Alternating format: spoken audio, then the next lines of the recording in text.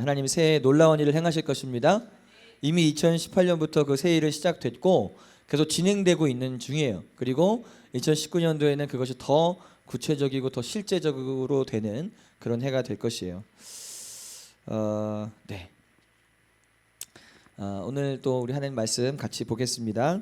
에베소서 4장 1절부터 6절까지 말씀이에요. 에베소서 4장 1절로 6절 말씀.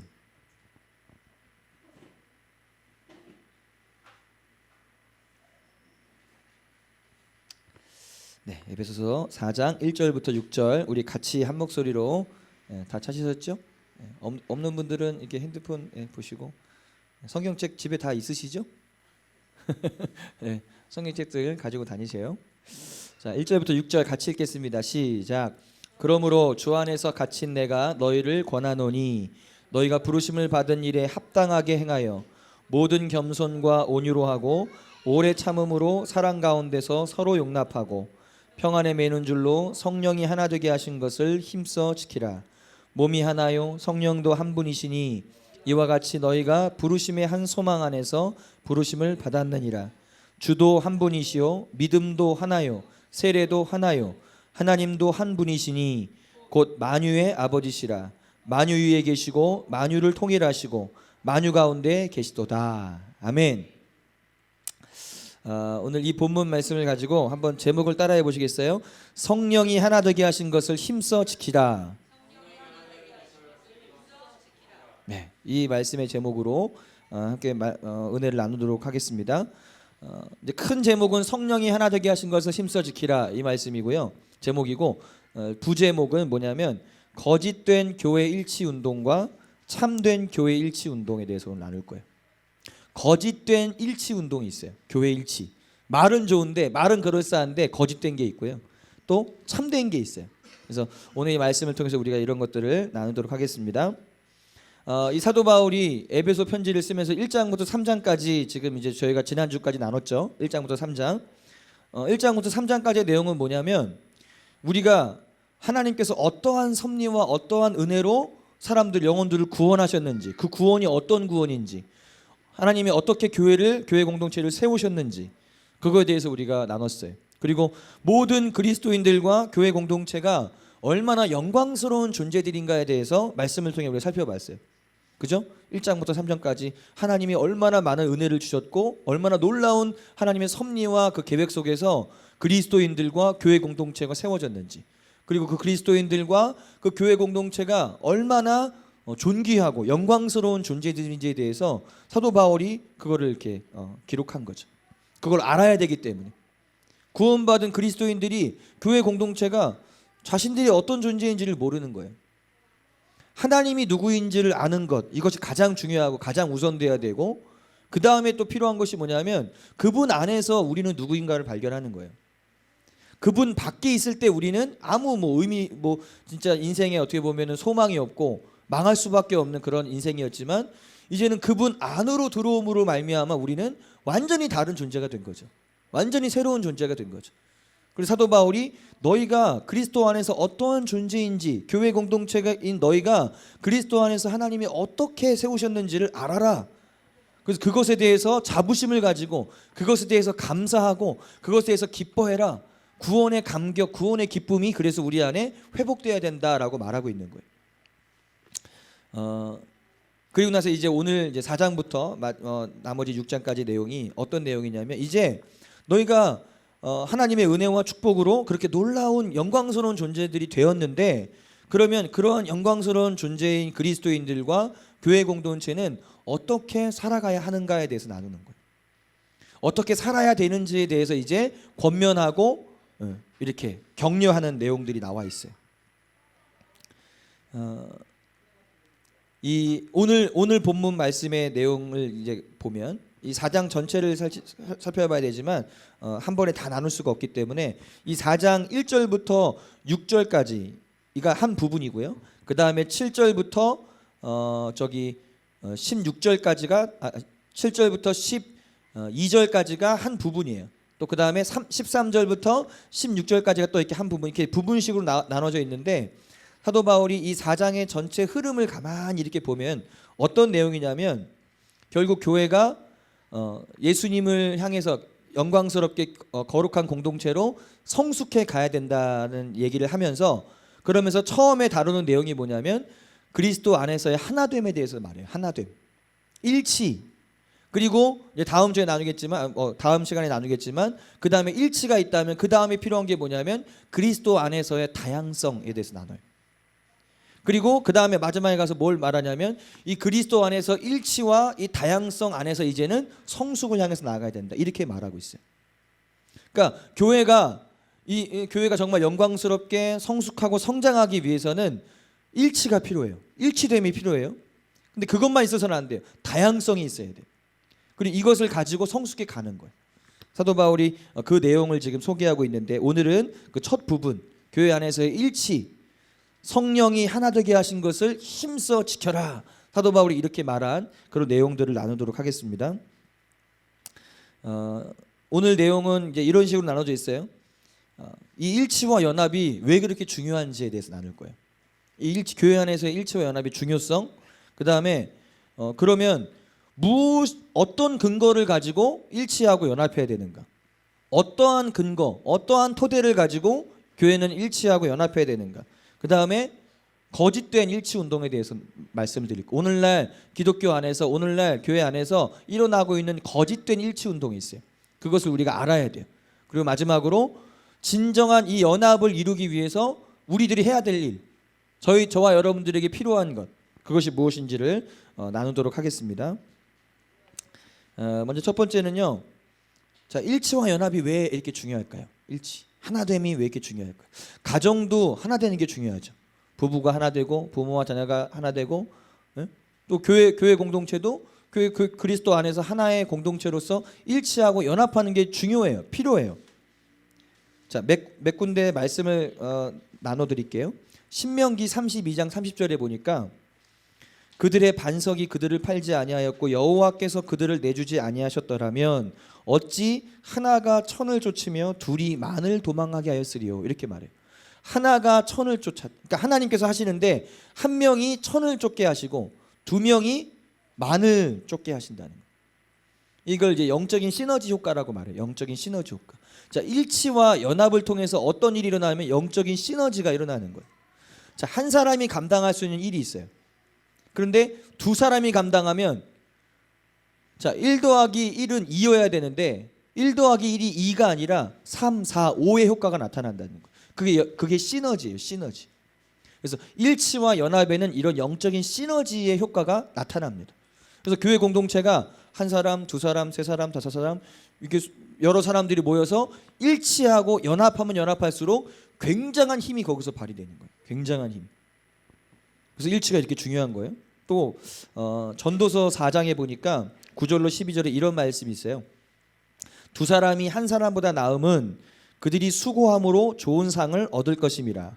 혹시 그들이 넘어지면 하나가 그 동물을 붙들어 일으키려니와 홀로 있어 넘어지고 붙들어 일으킬 자가 없는 자에게는 화가 있으리라. 또 두 사람이 함께 누우면 따뜻하거니와 한 사람이면 어찌 따뜻하랴. 한 사람이면 패하겠거니와 두 사람이면 맞설 수 있나니 세 겹줄은 쉽게 끊어지지 아니하느니라, 이렇게 말씀하셨어요. 한 사람이 있습니다. 한 사람이 가다가 넘어졌어요. 그럼 붙들어 일으켜 줄 사람이 없어요. 또 혼자 누워 있어요. 그러면 혼자 누워 있으면 춥겠죠. 그런데 두 사람이 함께 누워 있다면 따뜻하고, 또 두 사람, 세 사람이 가다가 한 사람이 넘어지면 다른 사람이 붙들어 일으켜 줄 수 있고, 그러니까 이런 어떤 일치와 연합, 하나됨, 서로 상호 보완이 되고, 그리고 서로가 서로에게 힘을 실어줄 수 있는 이런 효과가 있죠. 또 한 군데는 마태복음 18장 19절로 20절 말씀인데 이런 말씀이에요. 진실로 다시 너희에게 이르노니 너희 중에 두 사람이 땅에서 합심하여 무엇인지 구하면, 이 합심한다는 말이 일치하여 동의하다라는 뜻이에요. 그러니까 이 땅에서 너희가 그리스도인들이 있어요. 그리스도인 두 사람이라도 어떤 기도, 어떤 제목을 가지고 어떤 문제에 대해서 일치하고 합의해서 동의해서 하나님께 구하면 하나님이 응답하시고 역사하신다라는 말이에요. 그러니까 이 일치와 연합에는 주님의 임재와 능력이 역사하게 하는 그런 놀라운 힘이 있어요. 그래서 일치가 중요한 거예요. 그래서 교회 공동체가 가정이든 교회 공동체든 그 안에 그리스도 안에서의 하나됨이 있으면 있을수록 그 안에 하나님의 임재와 능력이 강력하게 역사하는 거예요. 일치됨 속에서. 마지막으로 시편 133편 유명한 구절이죠. 시편 133편 1절로 3절에 보라 형제가 연합하여 동거함이 어찌 그리 선하고 아름다운고 머리에 있는 보배로운 기름이 수염 곧 아론의 수염에 흘러서 그의 옷깃까지 내림 같고 헐몬의 이슬이 시온의 산들에 내림 같도다. 거기서 여호와께서 복을 명령하셨나니 곧 영생이로다. 그러니까 하나님이 일치와 연합을 어떻게 바라보시는가? 그리스도 안에서의 참된 일치와 연합이 있는 곳에 어떤 일들이 일어나는가를 말씀하고 있는 거예요. 어찌 그리 선하고 아름다운고. 그러니까 하나님 보실 때 그리스도 안에서 일치와 연합이 있는 그곳에 바른 참된 일치와 연합이 있는 그곳을 바라보면서 흐뭇해 하시는 거예요. 선하고 아름답다. 이제 부모님들이 되어 가고 계시죠. 예, 이제 지금 곧 있으면 좀 있으면 태어나고 우리 영광이도 아직 성별을 걔가 가르쳐주지 않아가지고 다음이면 이제 알겠죠. 다음번이면 알 것 같은데 뭐 남자 아니면 여자일 테니까 너무 걱정하지 마시고 둘 중에 하나 되니까 보세요. 자녀들을 바라볼 때 자녀들 똑같잖아요. 부모의 마음이 자녀들이 사이좋게 이렇게 화목해서 저렇게 애들이 잘 노는 거 보세요. 그러면 좋잖아요. 그냥 보면 바라보면 흐뭇하고 좋잖아요. 하나님도 동일하신 거예요. 우리 아버지시니까 자녀들이 그리스도 안에서 잘 화목하고 이렇게 하나 되어서 일치하는 모습을 보면 볼수록 그게 좋으신 거예요. 그리고 그 안에 뭐가 있냐면 머리에 있는 보배로운 기름이, 머리는 누구세요? 예수 그리스도에게 부어진 그 기름 부음이 아론의 수염에 흘러서 옷깃까지 내림 같고, 이건 교회를 예표하는 거예요. 제사장들을 예표하는 거예요. 믿는 우리들을 예표하는 거예요. 그 머리에 있는 그 보배로운 기름 부음이 예수님을 통해서 그 일치가 있는 연합이 있는 그곳에 흐른다는 거예요. 그 보배로운 기름이 그 기름 부음이 흘러서 기름 부음이 있는 곳에 멍해가 끊어지고 자유케 되고 막 새로워지고 하나님의 은혜가 막 부어지는 거예요. 또 헐몬의 이슬이 시온의 산들에 내림 같도다. 참 시적인 표현인데 이 헐몬의 이슬이 시온의 산들에 내림 같도다, 이런 표현은 뭐냐면 하나님의 은총이 그곳에 임한다는 거 말이에요. 하나님의 축복과 하나님의 은총이 막 이슬이 시온의 산들에 막 퍼지는 것처럼 그렇게 하나님의 은총이 임한다. 그리고 거기서 여호와께서 복을 명령하셨나니 곧 영생이다. 그러니까 놀라운 축복이 있는 거예요. 일치와 연합이 있는 곳에는. 그러니까 우리가 어떻게 해서든 이 일치와 연합을 이루어 가야 돼요. 우리 영광스러운 교회 공동체가 이런 일치와 연합을 계속해서 이뤄갈 때, 또 오는 분들이 계속해서 그런 일치와 연합 속에 하나가 되어갈 때 하나님이 놀랍게 축복하시는 거예요. 점점. 지금도 우리가 주님 안에서 이렇게 하나됨을 이루며 가고 있어요. 그러니까 하나님의 축복이 부어지고 있어요. 하나님의 은총이 임하고 있어요. 아닌 것 같으세요? 그러고 있습니다. 머리에 있는 예수 그리스도에게 있는 그 기름 부음이 우리에게 흐르고 있습니다. 이렇게 일치와 연합은 너무나 놀라운 것이고 아름다운 것이고 너무나 축복된 것이에요. 반드시 우리가 이 일치와 연합을 이루어야 되는데, 그러면 근거가 있어야 되잖아요. 어떤 기준이 있어야 되잖아요. 일치와 연합을 하려면 어떤 중심이 되고 기준이 되는 게 있어야 되잖아요. 그것이 무엇인지를 우리가 알아야 돼요. 아모스 3장 3절에 이런 말씀이 있습니다. 두 사람이 뜻이 같지 않은데 어찌 동행하겠으며, 이런 말씀. 두 사람이 동행을 해야 되는데, 같이 하나 되어서 연합해서 가야 되는데 뜻이 같지 않은데 어떻게 같이 일치하고 연합할 수 있냐는 거예요. 이 뜻이 같아야 돼. 뜻이. 이것은 교회의 일치와 연합에 있어서도 마찬가지예요. 뜻이 같지 않으면 동행할 수 없어요. 뜻이 같지 않으면 일치하기 어렵고 연합하기 어려워요. 여기서 말하는 뜻, 이게 뭐냐요? 뜻. 우리 개인마다 다 뜻이 있어요. 다 자기만의 뜻이 있고 생각들이 있어요. 근데 그거는 유동적인 거예요. 상대적인 거예요. 절대적인 게 아니에요. 그러니까 그 뜻이, 그 기준이 상대적이거나 유동적이면 그러면은 일치와 연합이 불가능해요. 고정되어 있어야 돼요. 절대적인 것이어야 돼요. 그 뜻은. 그러니까 우리가 지금 이제 알아야 될 건 뭐냐면, 절대적이고 움직이지 않는, 견고하게 딱 서 있는 그 중심이 무엇이냐, 그 뜻이 무엇이냐, 그것을 알아야 우리가 그것을 기준으로 해서 일치와 연합을 이루어갈 수 있는 거예요. 사도 바울이 그것을 뭐라고 소개하냐면 그게 4절 6절에 나와요. 오늘 읽었던 본문 말씀 4절 6절에 몸이 하나요 성령도 한 분이시니 이와 같이 너희가 부르심의 한 소망 안에서 부르심을 받았느니라. 주도 한 분이시요 믿음도 하나요 세례도 하나요 하나님도 한 분이시니 곧 만유의 아버지시라. 이렇게 말씀하고 있죠. 여기에 나와요. 우리가 무엇에 일치해야 되는가? 어디에 일치해야 되는가?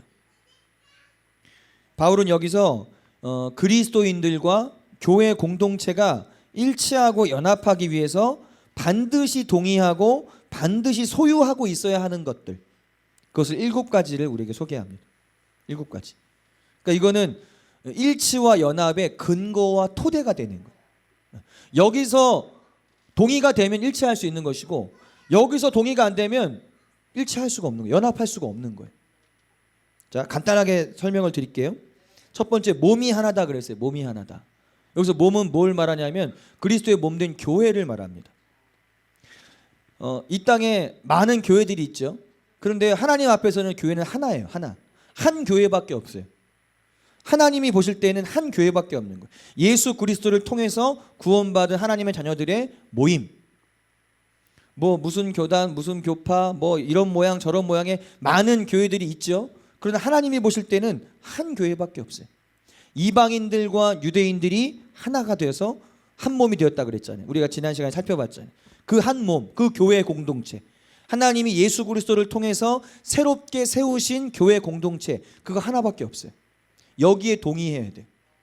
다른 교회는 존재할 수가 없어요. 오직 예수 그리스도를 통해서 세워진 이 교회만이 진정한 교회다. 하나의 교회만 우리는 가지고 있다. 이것을 우리가 동의해야 돼요. 그 다음에 성령도 한 분이시다. 성령도 한 분이시다. 자, 성령님이 누구십니까? 성령님은 하나님의 영이시고 예수님의 모든 것을 가지고 오셨다 그랬어요. 하나님의 영으로서 예수님의 모든 것을 가지고 오신 분이에요. 그리고 오직 성령님만이 사람들을 거듭나게 하시고 사람들을 하나님의 자녀로, 구원받은 하나님의 자녀로 살아가게 하시고 또 진리가 되시는 예수님께로 인도하시는 분이에요. 여기에 동의해야 돼. 오직 성령님, 이 성령 외에는 이 일을 하실 수 있는 분이 없다.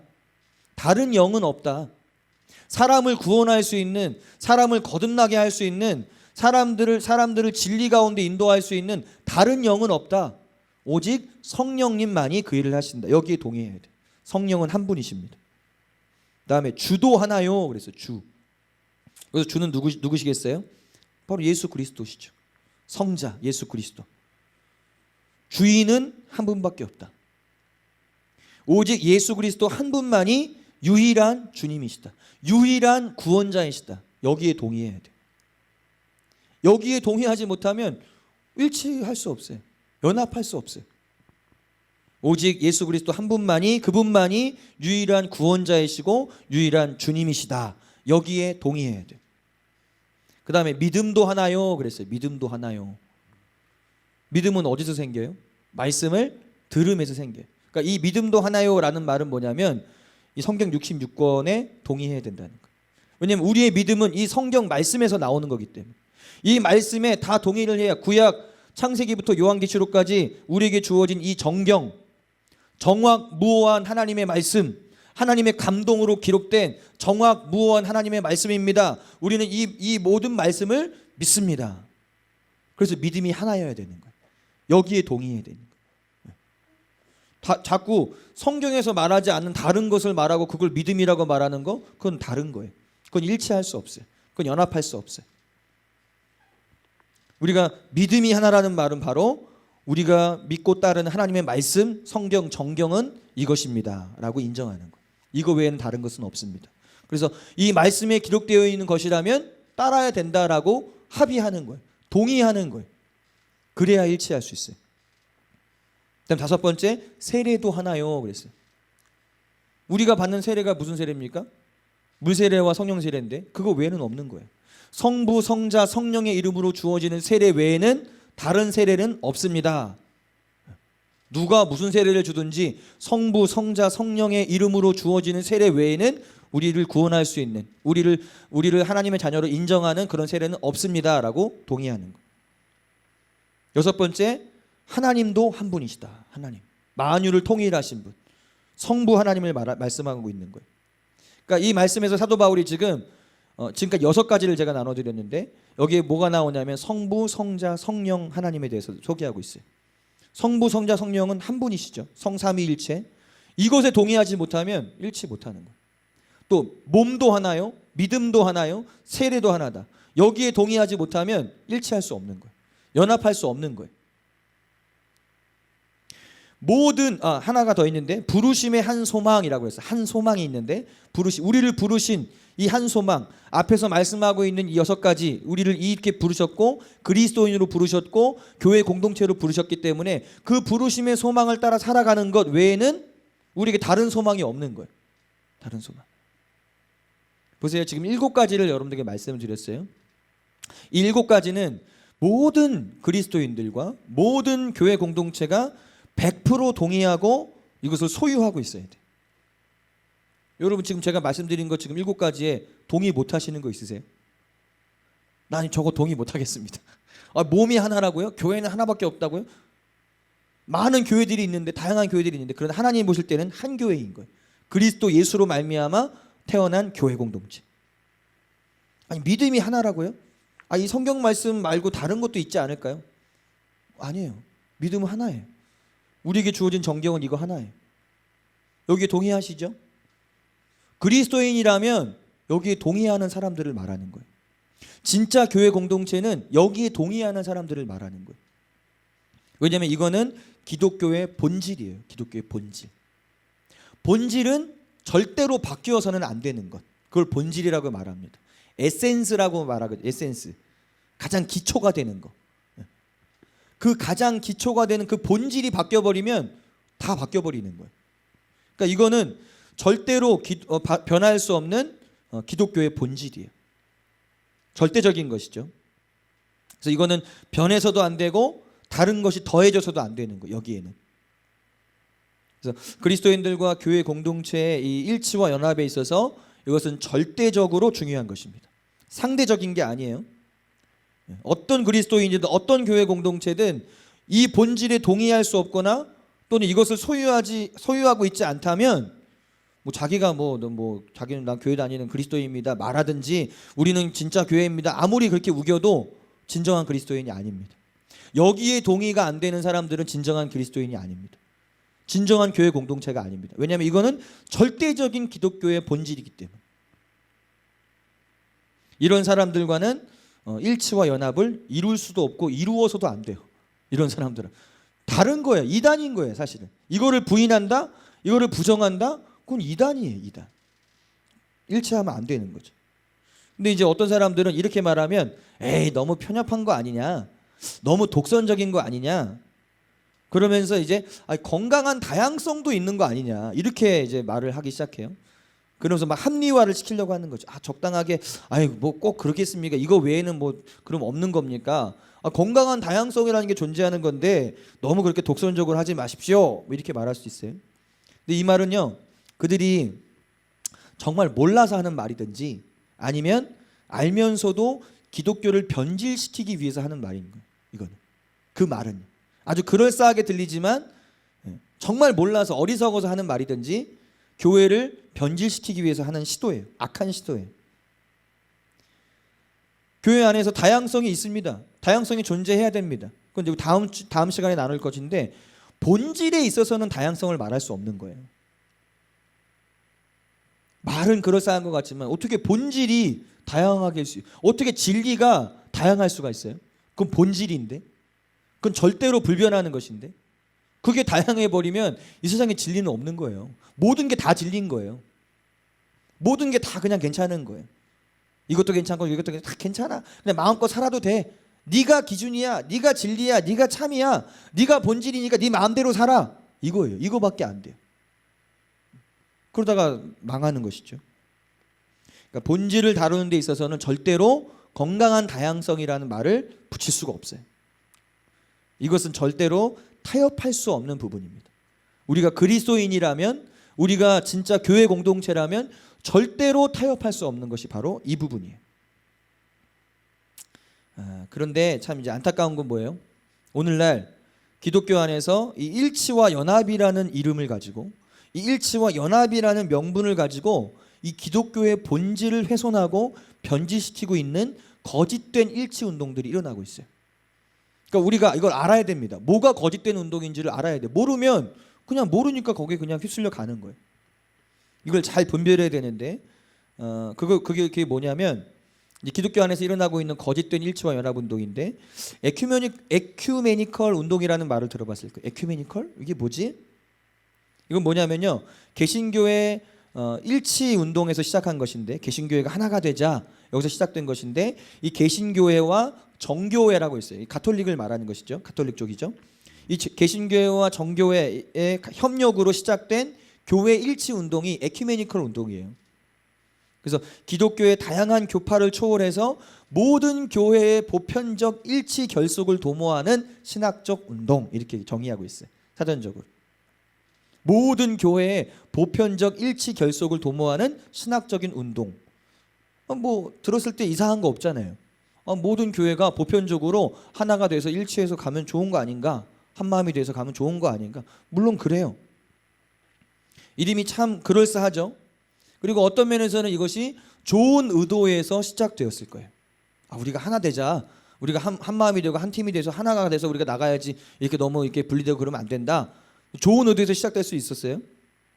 그런데 아무리 좋은 의도로 시작이 되었다 할지라도 이것이 진행되는 과정에서 거기서 파생되고 있는 거기서 나타나고 있는 어떤 열매들을 우리가 보면 이것이 지금 잘 가고 있는지 아니면 지금 변질되어서 예를 들면 이런 거죠. 나무를 심어놨는데 좋은 의도에서 나무를 심었어요. 열매를 따기 위해서 심어놨는데 좋은 열매가 막 맺혀지고 있으면 참 나무가 잘 자라고 있구나, 건강하구나, 좋은 나무구나 할 수 있는데 자꾸 열매들이 맺혀지지 않거나 아니면 병든 열매들이 맺혀지거나 아니면 먹을 수 없는 열매들이 맺혀진다 생각해 보세요. 그러면 그래도 나무는 좋은 나무니까 괜찮아. 그게 아니잖아요. 이 나무에 뭔가 문제가 생겼구나. 뭔가 지금 어떤 문제가 있기 때문에 그게 뭔지를 살펴보고 그걸 해결하고 도려낼 건 도려내고 제거할 건 제거해서 다시 건강한 나무가 되도록 해야 되는 거죠. 그 작업을 해야 되는 거예요. 결론부터 말씀드리자면요. 이 에큐메니컬 운동은요. 지금 어떻게 흘러가고 있냐면 모든 종교에도 구원이 있다는 종교다원주의 사상으로 빠지고 있어요. 다 좋은 게 좋은 거 아닌가? 건강한 다양성이 있는 것 아닌가? 아까 말한 것처럼. 그러면서 종교다원주의 사상으로 빠져가면서 오히려 기독교를 대적하고 기독교를 훼손하고 있어요. 이 운동이. 그 한 예로요.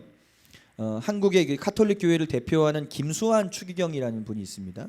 지금 돌아가셨나요? 아니면 계신가 모르겠는데 이분이 한때 그 도올 아시죠? 도올 그 TV에도 나오고 머리 이렇게 깎으시고 막 소리 막 이상하게 하시고 막 이렇게 하는 그 있어요. 도올 강의도 하시고 하는 분. 그분이 하는 어떤 뭐 프로그램인가 거기에 초청돼서 나와가지고 인터뷰를 하는 가운데 이런 대화를 나눠서 그 도올 선생이 기독교의 가장 큰 문제는 타 종교에 대해서 배타적이다라고 말하자 이 김추기경 한국 카톨릭을 대표하는 이 김추기경이라는 분이 이렇게 말했어요. 불교를 믿던지 아니면 타 종교를 믿던지 인간으로서 참되게 사는 것이 중요하다. 참되게 산다면 하나님께서 구원해 주신다. 이렇게 말했어요. 동의가 되세요? 네. 한국 카톨릭을 대표한다는 이 분이 이렇게 말한 거예요. 그러니까 다른 종교에도 구원이 있다라고 인정한 거예요. 종교다원주의. 교회 일치라는 그런 명목하에 명분을 내세우면서 뭐 기독교에만 꼭 그렇게 독선적으로 기독교에만 구원이 있다고 말하지 말고 다른 종교에도 다 구원이 있는 거죠. 그냥 사람이 착하게만 살고 선하게 살면 되는 거죠. 이렇게 얘기했다는 거예요. 더 충격적인 얘기들을 이제 좀 나눌게요. 뭐 아는 내용도 있겠지만 또 뭐 이 영상을 통해서 또 봐야 될 분들이 있을 수 있기 때문에 그래요. 그 중에도 가장 심각한 게 뭐냐면요. 지금 이제 한국의 많은 교회들과 목회자들이 여기에 소속돼서 사실 진행되고 있는 WCC예요. WCC 운동. 이거는 세계교회협의회라는 그 영어의 약자입니다. 세계교회협의회. 그런 걸 WCC라는 약자로 만든 거예요. 세계적인 교회 연합 일치 운동이에요. 이거는 이게 우리나라 예전에 이제 부산에서도 WCC가 개최됐었고, 지금 한국 교회 많은 교회 단체들과 또 그런 목사님들, 유명한 목사님들도 거기에 소속이 돼 있어요. 거기 소속이 돼 있어요. 왜 거기 소속이 되어 있는지는 모르겠지만, 본인들이 그걸 아시는지 모르는지는 모르겠지만, 그런데요, 이 WCC의 실상을 우리가 알게 되면 지금 이 한국 교회가 얼마나 어둡고 변질되어 가고 있는지를 우리가 알 수 있어요. 진단을 할 수 있어요. 이 WCC에 관련된 팩트, 가정이 아니라 팩트, 그 기사와 문서의 내용을 조금만 제가 소개해 드릴게요. 그러면 아마 여러분들이 야, 이거 진짜 무서운 거구나. 이 WCC 운동이 지금 얼마나 변질된 기독교를 대적하는 그런 운동이 되어 있는지를 알 수 있어요. 이 한국 WCC를 주도한 단체가 NCCK라는 단체예요. WCC를 주도하고 있는 NCCK에 보면은, 거기에 보면 생명의 강 살리기 공동 기도문이라는 게 있어요. NCCK 기독교 단체예요. 기독교 단체인데 거기 딱 들어가 보면은 이 WCC 운동을 주도하는 그런 단체인데, 거기에 이렇게 기도문이 써 있어요. 오 하나님, 부처님, 살려달라 매달려야 하는 건 우리 자신인데 거꾸로 당신이 우리를 향해 애원하시다니요. 무력한 당신, 한없이 작은 당신, 아직도 십자가에서 내려오지 못하는 당신, 한 중생이라도 더 구제하기 위하여 극락 언저리를 서성대는 당신, 땅바닥에 납작 엎드려 아래로 아래로 오랜 세월 흐르는 강물은 바로 당신의 눈물입니다. 사랑이고 자비입니다. 하늘에 계신 하나님 부처님, 성모 마리아님과 소태산 대종사님의 마음에 연하여 오늘 4대 종단의 종교 여성이 일심으로 간구하오니 부디 이 땅에서 죽임의 구판 대신 신명나는 살림의 구판이 벌어지도록 인도해 주십시오. 나무아미타불 아멘. 이렇게 했어요. 이게 우리나라에서 이 WCC 교회 연합 교회 일치 운동을 주도하고 있는 NCK라는 단체에서 딱 들어가면 거기 기록되어 있는 기도문이에요. 기도문. 벌써 이상하죠? 자, 또 거기 보면 그 예전에 그 WCC 총회, 그 부산 총회 시 정현경 교수님이라는 분이 기도문을 썼거든요. 기도를 했거든요. 그 내용을 제가 잠깐 읽어드릴게요. 이렇게 기도한다고 그 영이 여기에 오진 않을 겁니다. 하나님이 이게 필요에 의해서 하는 거기 때문에 이렇게 기도를 했어요. 그러니까 기독교 지금 연합 운동을 하는 건데 이렇게 하는 거예요. 흑인 노예 여자 이집트인 하갈의 영이여 오소서. 우리 믿음의 조상 아브라함과 사라에게 착취당하고 버림받은 하갈의 영이여 오소서. 우리아의 영, 그의 아내 밧세바에 대한 다윗 왕의 탐욕으로 말미암아 전쟁터에 보내져서 죽임당한 장군의 영이여 오소서. 입다의 딸의 영, 그의 아버지의 신앙에 희생되어 그가 전쟁에서 승리한다면 하면서 하나님께 맺은 그녀, 아버지의 약속 때문에 불태워 죽은 입다의 딸의 영혼이여 오소서. 예수 탄생 시 헤로드 왕의 군인들에 의하여 살해된 어린 아기들의 영이여 오소서. 잔다르크의 영혼과 중세기에 화형으로 살해된 무당들의 영이여 오소서. 십자군 때 죽은 사람들의 영이여 오소서. 토착민의 영이여 식민지 시대와 위대한 기독교 선교 시대에 죽어간 영혼들이여 오소서.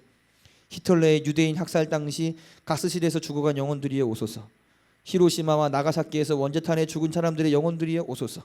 인간들의 금전욕에 의해서 고문당하고 착취당한 흙, 공기, 물의 영들이여 오소서. 걸프전에서 죽어가는 군인들, 민간인들, 해양생물의 영들이여 오소서. 이렇게 기도를 시작하고 WCC 총회가 시작된 거예요. 그 부산 WCC 총회, 그 부산 그 WCC 안에 우리나라의 대표적인 대형 교회들 많은 목사님들이 거기에 참여하고 있었던 거예요. 일치라는 이름으로, 연합이라는 이름으로. 아주 굉장히 심각합니다. 또 지금도 이 WCC 홈페이지에 들어가 보면 지금도 현존하고 있는 문서들이 있는데요. 이 문서의 내용을 간략하게 몇 개만 소개할게요. 이 문서의 주제가 뭐냐면 다양한 종교의 신학 이해라는 주제로 이렇게 썼는데 이렇게 돼 있어요. 우리는 종교 전통의 다원성을 하나님께서 각 나라와 민족과 관계하시는 다양한 방식의 결과일 뿐 아니라 인류의 다양성과 풍성함이 표현된 것으로 이해한다. 우리는 하나님께서 각자의 종교적 모색과 발전 가운데 함께 하셨음을 인정하며 그들의 가르침 속에 지혜와 진리가 있고 그들의 삶 속에 사랑과 경건이 있는 이상 이는 우리 가운데 발견되는 지혜, 통찰, 지식, 이해, 사랑, 경건과 마찬가지로 성령의 선물임을 분명히 밝힌다. 이거 하나님이 주셨다는 거예요. 하나님에 의해서 생겼다는 거예요. 성령에 의해서 그것이 만들어졌다는 거예요. 그런 종교들이. 또 기독 신앙은 우리에게 종교 다원성의 전 영역을 진지하게 검토할 것을 요청한다. 그렇게 쓰고 있어요. 또 다른 종교의 길을 걸어온 이웃들의 삶 속에서 선함과 진리와 경건함을 보고 경청한 우리는 대화를 위한 지침에서 제기된 문제, 그게 뭐냐면 이스라엘 역사와 예수 사역을 통한 특수한 구속의 활동에 대한 문제 제기를 매우 진지하게 생각해야 된다. 우리는 구원을 예수 그리스도를 향한 명백한 인격적 위임으로만 국한시키는 신학을 넘어서야 한다. 이 말은 뭐냐면 오직 예수님만이 구원의 길이다라는 걸 그렇지 않을 수 있다. 그걸 넘어가야 된다. 신학적으로. 그렇게 얘기하고 있는 거예요. 마지막으로 우리는 타 종교 속에 신비한 구원이 있는 것을 인정하며 반드시 타 종교들과의 대화에 임해야 한다는 것을 분명히 해준다. 우리와 다른 그들의 종교적 확신들을 존중하고 하나님께서 성령을 통해서 그들 가운데 성취하시고 또 성취하신 일들을 존경하는 자세는 이제 무엇보다 필요한 조건이 되었다. 이게요, 그 WCC에서 지금 그 문서로 써놓은 글들을 제가 몇 군데 요약한 거예요. 발췌해서 지금 이게 나눈 거예요. 이게 WCC의 현 상태예요. 이런 상태로 지금 세계적으로 그 연합운동이 일치운동이 일어나고 우리나라에서도 일어나고 있는 거예요. 거기에 한국 많은 목회자들과 교회들이 동참하고 있는 거예요. 몰라서 그랬다면 이해가 되지만 알면서도 그러고 있다면 이건 변질된 것입니다. 아주 심각한 거예요. 교회 덩치가 크다는 게 중요한 게 아닙니다. 사람들이 많고 안 많고 그 목회자가 얼마나 유명하고 안 유명하고 그게 중요한 게 아니에요. 아니 그게 유명하든 교회가 크든 안 크든 지금 이렇게 사도 바울이 명백하게 말한 일치와 연합의 근거와 토대를 말했는데 거기에서 벗어나 있는 거기에서 지금 벗어나고 있는 그곳에 몸담고 좋다. 아이 좋은 거야. 아이 WCC 좋은 거지. 교회 하나 되자는 건데 좋은 거야. 그렇게 말하고 있다면 그렇게 말하는 목회자는 목회자의 자격이 없는 거예요. 목회하면 안 되는 거죠. 아주 무서운 일을 하고 있는 것입니다. 사실 변질되고 타락한 것이. 이 WCC와 NCCK는요 사도 바울이 절대로 타협해서는 안 되는 기독교의 본질인 유일한 구원자 예수 그리스도를 인정하지 않고 있는 거예요. 예수님만이 유일한 구원자다 이거를 인정하지 않아요. 아니다. 다른 종교에도 구원이 있을 수 있다. 이렇게. 이건 명백한 기독교 본질에서 벗어난 것이고요. 이단 사상입니다. 이단적인 것입니다. 이런 곳에 많은 교회들과 목회자들이 소속되어 있다는 것이 충격적인 거죠. 충격적인 거죠. 그들이 그걸 알든 모르든 이건 명백한 이단 사상을 가진 곳에 속해 있을 뿐만 아니라 오히려 그것을 좋다고 막 이렇게 광고해요. 사람들에게. 아 좋은 것이라고. 얼마나 무서운 일들이 일어나고 있는지 몰라요. 혹시라도 이 설교를 영상을 보시는 분들 중에 WCC에 본인이 개입되어 있거나 연결되어 있거나 아니면 진짜 본인이 의사와 상관없이 그렇게 연결됐다면 빨리 정신 차리고 그 WCC와 단절하셔야 돼요. 요한계시록 18장 4절로 5절에 또 내가 들으니 하늘로부터 다른 음성이 나서 이르되 내 백성아 거기서 나와 그의 죄에 참여하지 말고 그가 받을 재앙들을 받지 말라. 그의 죄는 하늘에 사무쳤으며 하나님은 그의 불의한 일을 기억하신지라. 이렇게 말했어요. 내 백성아 거기서 나와라. 그 바벨론, 영적인 바벨론이 멸망할 때 그때 말씀하신 거거든요. 이게 지금 망할 짓을 하고 있는 거잖아요. 기독교라는 이름을 가지고 교회 일치와 연합이라는 뭐 그럴싸한 명분을 내세우면서 그러면서 사실은 교회를 허물고 있는, 기독교를 훼손시키고 있고 무너뜨리고 있는 이런 짓을 하고 있는 거예요. 거기서 나와야 됩니다. 이거를 알았다면, 이제라도 알았다면 깨닫고 그 WCC 이런 변질된 거짓된 일치연합운동에서 나와야 돼요. 그걸 심각하게 생각해야 됩니다. 저와 여러분들도 이제 오늘 한번 이 말씀을 들었으니까 더 분명해졌죠. 주변에 뭐 WCC 뭐 그런 얘기 좋다 막 그러면은 이제 오늘 내용 들었으니까 필요하면 자료도 드릴 테니까요. 그걸 가지고 얘기하세요. 이런 데야 WCC가. 너 이거 인정할 수 있어? 진짜 위험한 것이기 때문에 그렇게라도 해서 도움을 줄 수 있어야 돼요. 혹시라도 주변에 그런 WCC 관련해서 그렇게 하시는 분들이 있다면. 자, 이제 마지막 네 번째. 그러면 이 참된 일치와 연합을 유지하기 위한, 이걸 유지하기 위해서 우리에게 꼭 필요한 것들이 몇 가지가 있는데 그거를 우리가 나누겠습니다. 일치와 연합을 위한 근거와 토대에 100% 동의하고 우리가 믿었다면, 이제 다음으로 우리에게 필요한 게 바로 이제 사람들, 우리가 모여서 공동체를 이루면 사람들이 모이는 거잖아요. 그러면 이 사람들을 대하는 성품과 태도를 우리가 어떻게 해야 될 것인가를 이제 생각해 봐야 돼. 왜냐하면 아무리 우리가 기독교의 본질에 동의를 하고 믿음으로 영적인 일치와 연합을 이루었다 해도요, 그것을 이제 견고히 하고 계속 유지해 가려면 우리가 해야 될 게 있는 거예요. 왜냐하면 이 일치와 연합을 깨트리는 요인 중에 상당수가 뭐냐면 사람들과의 관계에서 나타나는 우리의 성품과 우리의 태도이기 때문에. 어떤 것이 일치와 연합을 깨트리는가? 이미 일치했는데, 동의했는데, 그래서 교회 공동체가 됐는데 그것을 깨트리는 요인이 뭐냐? 그것을 다시 부정하게 되는 것도 하나의 요인이겠지만 많은 경우는 그 공동체 내에서 사람들과의 관계 속에서 일어나는 어떤 문제들 때문에 일치와 그런 연합이 깨어지는 경우가 많아요. 그래서 이거를 우리가 알아야 되는 거예요. 사도 바울이 그래서 4장 1절로 3절에 오늘 말씀의 제목처럼 성령이 하나 되게 하신 것을 힘써 지켜라 그랬어요. 힘써 지켜라. 그냥 저절로 지켜지는 게 아닌 거예요. 우리 이제 동의했고 일치했으니까, 우리 교회 공동체가 됐으니까 그냥 됐지 뭐, 일치 하나 된 거지.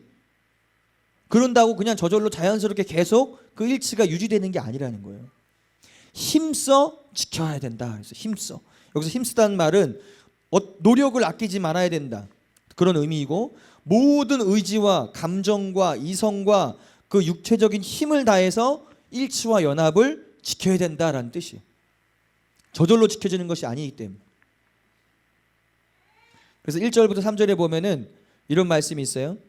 2절에 보니까 모든 겸손과 온유로 하고 오래 참음으로 사랑 가운데서 서로 용납하고 평안에 매는 줄로 성령이 하나 되게 하신 것을 힘써 지켜라, 이렇게 말하고 있는 거예요. 여기서 보면 우리가 크게 네 가지를 우리가 알 수 있습니다. 네 가지. 우리가 일치와 연합을 유지하고 그걸 견고하게 하기 위해서 필요한 것. 첫 번째, 모든 겸손이에요. 겸손. 이걸 우리가 잘 이제 들어야 돼. 바울의 이 권면을 우리의 것으로 삼아야 돼. 겸손하기 위해서 힘써야 돼요. 바울이 이 일치와 연합을 유지하고 견고히 하기 위해서 가장 먼저 든 게 겸손이에요. 다른 걸 들지 않았어요. 가장 먼저 겸손을 말했어요. 왜냐하면 이것이 일치와 연합에 있어서 굉장히 중요한 열쇠이기 때문에. 겸손이 있는 곳에는 일치와 연합이 유지될 수 있어요. 그런데 겸손이 없으면 거기에는 일치와 연합이 유지될 수 없습니다. 깨어집니다. 왜? 있어도 돼? 겸손이 있느냐 없느냐에 따라서 그 일치가 유지될 수도 있고요, 깨어질 수도 있는 거예요. 겸손이 너무 중요한 거예요.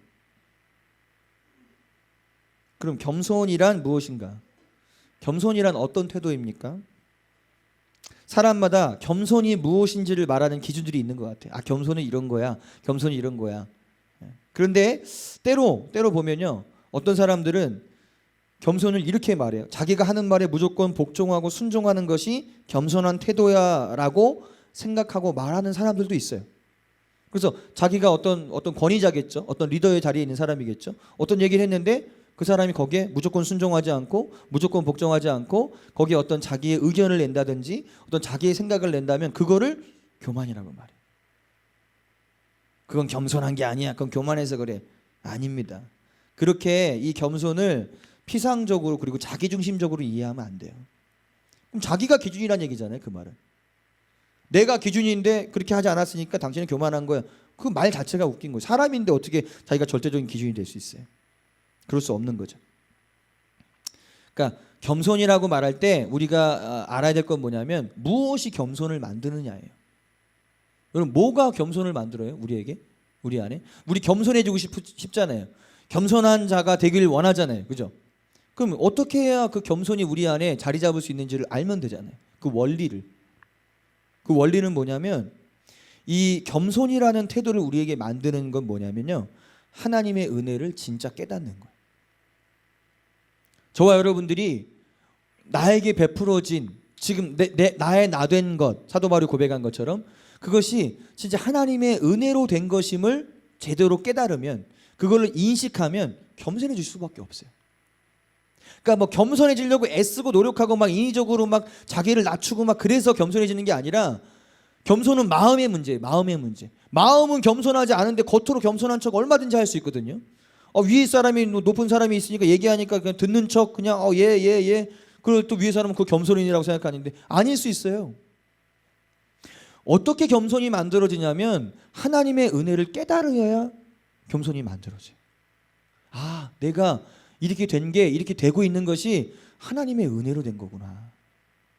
내가 잘나서가 아니고, 내가 똑똑해서가 아니라, 내가 능력이 많아서가 아니라 하나님의 은혜로 된. 그러면요, 그걸 깨닫잖아요. 그럼 마음이 이렇게 낮아져요. 안 그런가요? 그걸 깨달으면 깨달을수록 낮아지는 거예요. 깨달으면 깨달을수록 겸손해지는 거예요. 그러니까 사도 바울이 겸손할 수 있었던 거는 그거를 늘 깨달았던 거예요. 늘 의식하고 있었던 거예요. 나의 나 된 것은 하나님의 은혜로 된 거야. 내가 이런 놀라운 사도가 되고, 내가 놀라운 뭐 교회를 세우고 이런 유명한 목회자가 된 거, 내가 잘나서 된 게 아니고 하나님의 은혜로 된 거야. 이거를 깊이 알면 겸손해지지 말라고 해도 겸손해져요, 마음이. 이게 중요하다는 거예요. 이게 무엇이 이건 겸손이고 이건 겸손이 아니에요, 이런 태도는 겸손이 아니고 이런 태도가 겸손이에요, 이렇게 단정지어 가지고 자기들의 기준으로 막 판단하고 이렇게 하는 거는 옳지 않아요. 겸손은 하나님의 은혜를 깨달은 사람들만이 가질 수 있는 태도예요. 그러면 반대로 이제 우리가 겸손하지 못한다는 말은 뭐예요? 하나님의 은혜를 제대로 모르고 있다는 거죠. 제대로 깨닫고 있지 못하다는 거죠. 그냥 자기가 잘나서 자기가 자기의 힘으로 하고 있다고 생각을 하니까 마음이 겸손해지지 않고 교만해지는 거죠. 높아지는 거죠. 그러면서 자연스럽게 다른 사람들을 판단하게 되고 다른 사람들을 정죄하게 되고 그렇게 되는 거죠. 겸손은요, 그냥 자기가 일방적으로 인위적으로 자신을 무조건 낮추는 게 아니에요. 겸손은 하나님의 은혜를 깨닫고 그것을 붙들고 있는 거예요. 하나님의 은혜입니다. 난 지금 하나님의 은혜로 사는 자입니다. 그게 입술로만 그냥 나는 은혜로 삽니다가 아니라 진짜 마음에서부터 난 하나님의 은혜로 삽니다. 그런 사람들은요, 사람들을 대할 때 다를 수밖에 없죠. 왜냐하면 마음이 겸손하기 때문에. 그래서 자연스럽게 그 사람의 마음에 겸손이라는 성품이 자리를 잡게 되는 거예요. 은혜를 깨닫는 것에 비례해서, 하나님의 은혜를 깨닫는 것에 비례해서 겸손은 더 깊어지는 거예요. 이걸 여러분 꼭 기억하세요. 그리고 또 이렇게 이제 하나님의 은혜를 깨달아서 겸손해진 사람들은요, 이제 그 눈을 가지고 다른 사람들을 보아요. 이제 은혜의 눈을 가지고 다른 사람들을 본다고요. 이런 사람들은 상대방에게서 잘못된 것이나 또는 자신과 다른 어떤 틀린 것이라고 생각하는 그런 걸 찾으려고 하지 않아요. 노력하지 않아요. 저 사람이 뭐가 잘못됐지? 저 사람이 뭐가 어떤 게 문제가 있지? 아니면 어떤 허물이 있지? 이걸 보려고 하지 않아요. 겸손한 사람은. 또 이 겸손한 사람은 상대방에게 있는 때로는 어떤 단점이라든지 허물을 알 수 있잖아요. 사람이 볼 수 있잖아요. 그럴 때 그걸 절대로 공개적으로 말하지 않습니다. 상대방에 있는 허물과 그런 어떤 실수나 그런 어떤 부분들에 대해서 공개적으로 그 사람에 대해서 그렇게 말하지 않아요. 그거는 겸손이 아니에요. 그거는 겸손이 아니라, 그렇게 하는 행동은 뭐냐면 상대방을 깎아내리면서 자신을 돋보이게 하려는 아주 교묘한 교만한 모습이에요. 뭐 말은 어떻게 할지 몰라요. 명분을 어떻게 내세울지는 모르지만 이런 것 때문에 우리가 이런 걸 수호하기 위해서, 이걸 지키기 위해서 그렇게 하는 겁니다. 그러면서 어떤 사람의 어떤 그 인신공격 같이, 또는 그 사람의 허물을 막 들추어내고 그 사람의 잘못된 것을 막 공개적으로 막 말하고 하는 거는요, 그건 겸손한 모습이 아니에요. 겸손한 모습이 아니에요. 그건 교만한 모습이에요. 마음이 겸손한 사람은 설사 상대방에게 있는 단점과 실수와 허물을 알게 되더라도요, 그것을 공개적으로 말하거나 알리지 않습니다. 사랑하는 마음으로 그 개인에게 말할 수는 있을지 모르지만 공개적으로 그렇게 하지 않아요. 오히려 그들은 상대방에게 있는 하나님의 은혜와 장점을 발견해요. 왜요? 내가 하나님의 은혜로 내가 하나님의 은혜를 받은 사람이라는 걸 내가 스스로 깨닫고 있잖아요. 그걸 보고 있잖아요. 그 눈으로 다른 사람을 보는 거예요. 동일하게. 와, 저 사람에게 있는 하나님의 은혜가 이런 게 있구나. 아, 저 사람에게는 이런 장점이 있구나. 그리고 그것을 말하고 그걸 격려해요. 겸손한 사람, 그래서 그 사람을 존중할 수 있는 거예요. 상대방을. 그 사람에게 임해 있는 하나님의 은혜를 보기 때문에, 그 장점을 보기 때문에 그 사람을 존중할 수 있는 거예요. 그러니까 이런 존중 속에서 일치와 연합이 일어나는 거예요. 하나님의 은혜를 깨닫습니다. 마음이 겸손해집니다.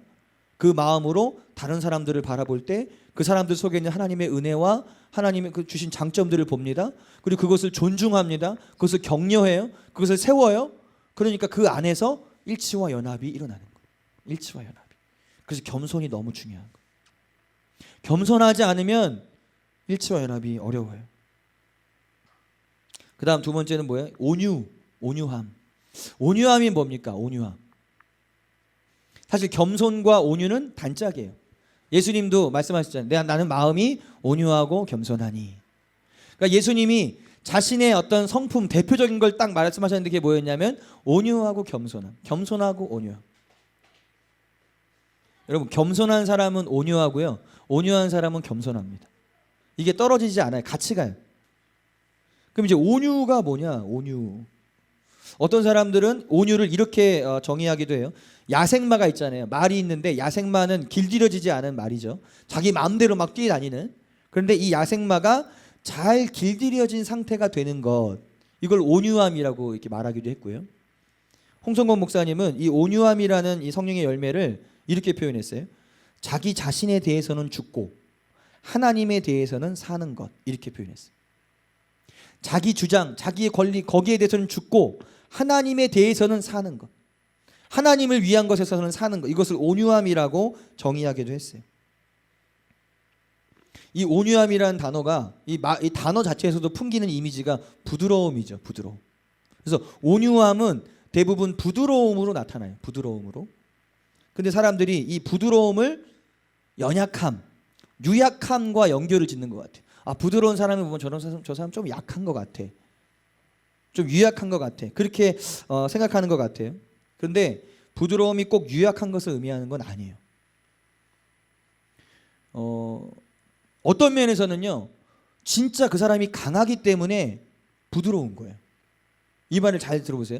그 어떤 면에서는 그 사람이 진짜 강한 사람이기 때문에 부드러움으로 나타나고 있는 거예요. 왜냐하면 진짜 부드러움을 나타내기 위해서는 자기 자신을 컨트롤할 수 있는 능력이 있어야 돼요.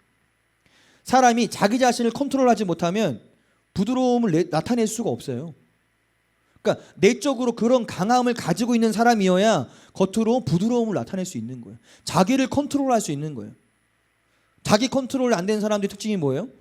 그냥 확 내질리는 거예요. 화가 그냥 확 그냥 막 내질리는 거예요. 자기 컨트롤이 안 되는 거예요. 자기 컨트롤이.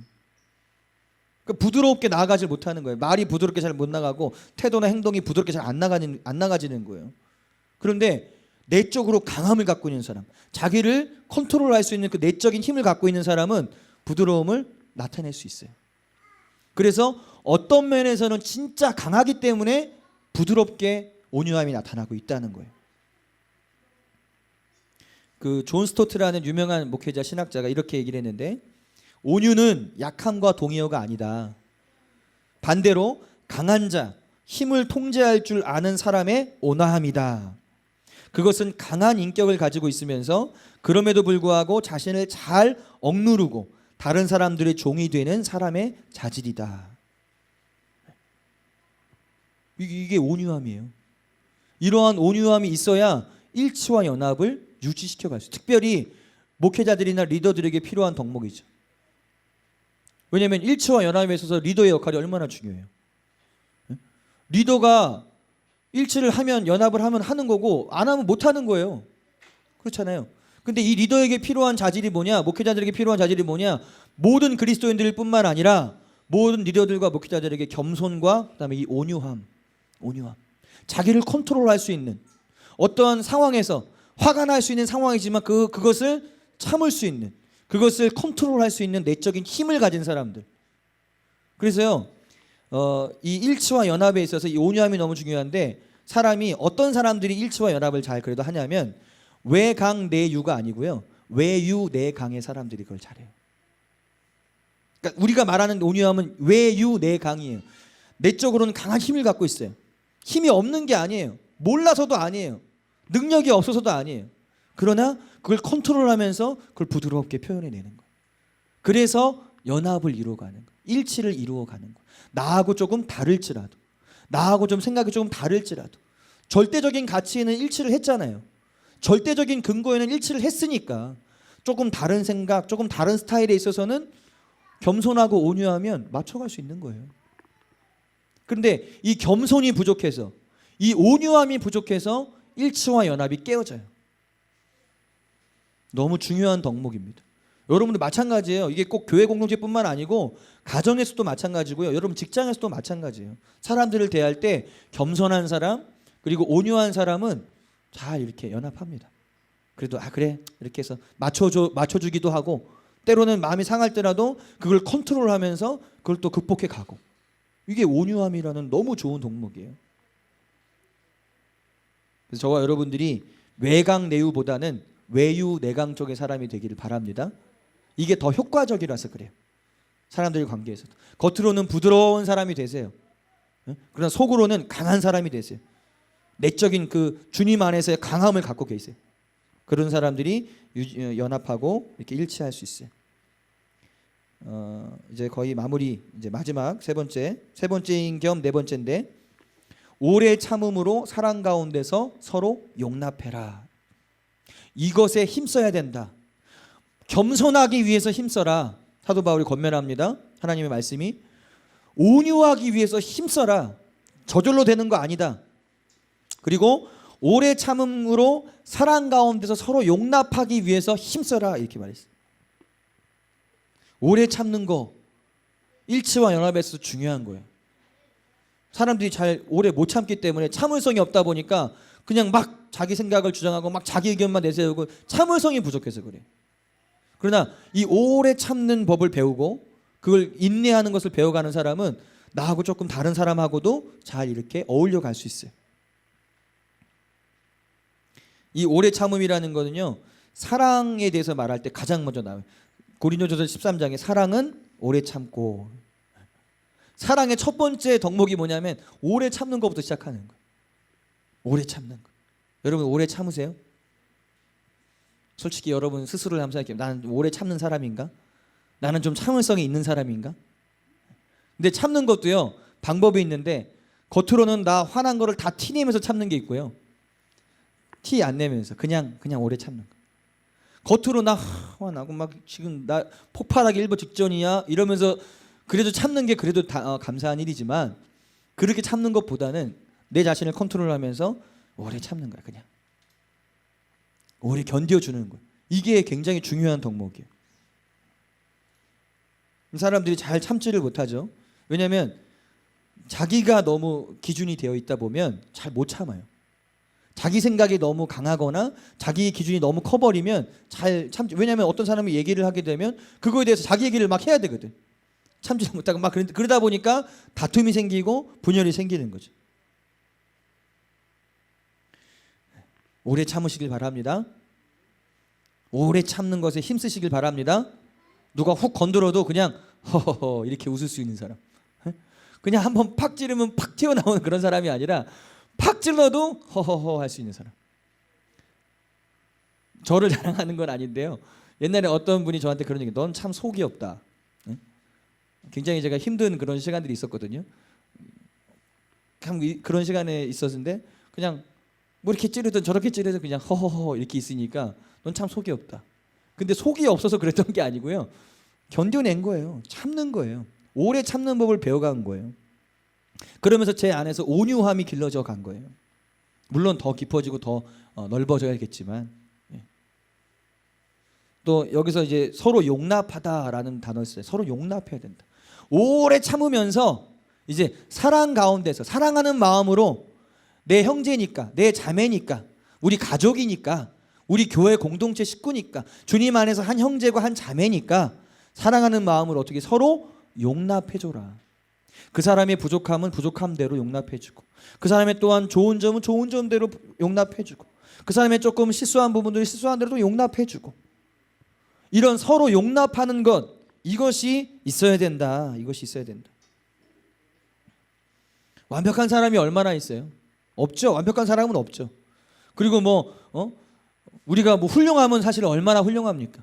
다 하나님의 은혜로 지금 살아가고 있는 사람들인데, 그 은혜 빼버리면 진짜 아무 별 볼 일 없는, 세상에서는 별 볼 일 있다 치더라도 영적으로 보면 아무 별 볼 일 없잖아요. 하나님 은혜 빠지면. 그러니까 다 하나님의 은혜로 우리가 모여서 하나님의 은혜로 서로 사랑하고 섬기면서 서로 용납하며 가는 거예요. 우리가 잘났으면 얼마나 잘나고 똑똑하면 얼마나 똑똑합니까? 그래서 서로 용납할 수 있어야 돼. 사랑 가운데서.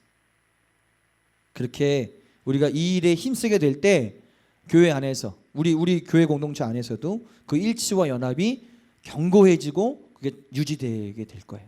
그렇게 되시기를 예수님이 축복합니다. 이제 마지막 결론인데요. 마지막으로 이제 일치와 이 연합에 있어서 우리가 좀 조심해야 될 거 하나만 여러분들에게 말씀을 드리고 우리 찬양 한 곡 부르고 기도하도록 하겠습니다. 잘 들어보세요. 우리 성가도 아멘 하세요. 네. 자, 그리스도인들과 교회 공동체 안에서의 일치와 연합은 기독교의 본질에 있어서의 일치와 연합이지, 어떤 특정한 성품이 기질이나 아니면 어떤 특정한 모양이나 그런 형태의 일치가 아닙니다. 이거를 잘 기억하셔야 돼요. 아니, 일치를 말하면서 연합을 말하면서 그거는 본질에 대한 일치와 연합을 말하는 것이지, 어떤 특정한 기질이나 성품 아니면 모양이나 어떤 형태의 일치를 말하면 안 돼요. 그렇게 되면 큰 오류에 빠지게 돼요. 큰 오류에 빠지게 돼요. 제가 개인적으로 우리들도 포함해서 오늘날의 교회들을 보면서 심히 우려하고 있는 부분이 바로 이 부분이에요. 우려되는 부분이 이 부분이에요. 교회들이 겉으로는 일치와 연합이라는 그 명분을 내세우고 외쳐요. 그런 내부적으로 보면 그 일치와 연합이 기독교의 본질에 있어서의 연합이 아니라, 일치가 아니라 어떤 자기들이 가지고 있는 특정한 성품적인 기질이나 어떤 이래야 돼, 사람은 이런 모습이어야 돼, 이런 기질을 가져야 돼, 어떤 특정한 자기들이 가지고 있는 기질, 그게 있어요. 그리고 어떤 모양, 어떤 형태에 있어서의 일치와 연합을 말해요. 그건 잘못된 거예요. 그건 지금 심각한 오류에 빠진 겁니다. 이런 식으로 자기들이 가지고 있는 어떤 특정한 성품적인 기질이나 모양과 형태에 있어서 일치와 연합을 추구하게 되면요, 비유적으로 설명합니다. 예전에 제가 표현했었는데, 비유적으로 이거는 영적으로 말하면 영적인 자유민주주의가 아니에요. 우리는 자유민주주의를 따라야 되잖아요. 그것이 가장 복음을 효과적으로 나타낼 수 있는 것이기 때문에 그렇죠.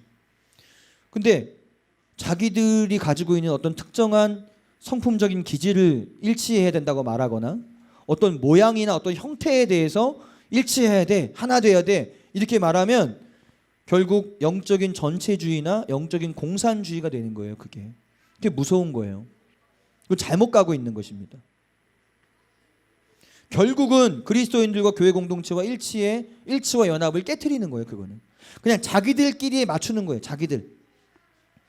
자기들이 추구하는 어떤 성품적인 기질, 그걸 추구한다거나, 아니면 어떤 모양, 교회는 이런 모양이어야 돼, 그거 아니면 이상한 거야, 교회는 이런 형태여야 돼, 사역은 이런 형태여야 돼, 이렇게 딱 정해놓고 그것과 맞지 않으면, 그것과 일치하지 않으면 잘못됐다 정지하고 판단하는 거, 이거 잘못된 거예요.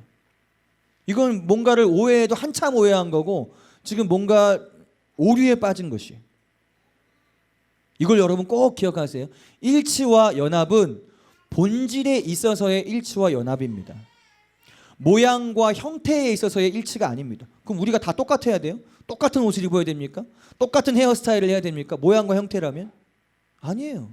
본질에 있어서의 일치의 연합이에요. 이제 건강한 다양성에 대해서는 다음 시간에 나온다고 말씀드렸어요. 그래서 우리는 이 기독교의 본질에 있어서의 일치와 연합을 추구해야 돼요. 또 이것을 계속 강화하고 유지하기 위해서 겸손, 온유, 오래 참음과 사랑, 서로 용납함 이런 것에 힘써야 돼요. 이것에 힘쓰는 저와 여러분들 되시기를 예수님의 이름으로 축복합니다.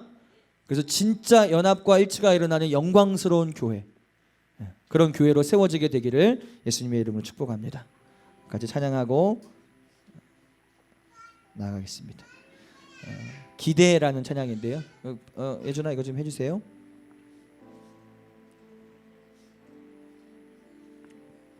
우린 그리스도 예수 안에서 하나입니다. 하나여야 합니다. 우리가 기독교의 본질, 성부, 성자, 성령 하나님에 동의하고 믿음도 하나요, 몸도 하나요, 세례도 하나요. 여기에 우리가 동의했기 때문에, 그리고 이것을 이제 계속 유지하고 강화시키기 위해서 주님, 내가 겸손한 사람 되게 하여 주시옵소서. 하나님의 은혜를 깨닫는 자가 되게 하여 주시옵소서. 주님, 내가 온유한 자가 되게 하여 주시옵소서. 온유한 자, 내적인 힘을 가진 사람, 그래서 부드러울 수 있는 사람. 주님, 내가 오래 참는 자 되게 해주시고 사랑으로 서로 용납할 수 있는, 상대방의 실수와 상대방의 연약함과 상대방의 부족함을 보더라도 그것을 이해하고 받아들여 줄 수 있는 그런 사람이 되게 하여 주시옵소서. 그런 마음으로 같이 우리 찬양하겠습니다.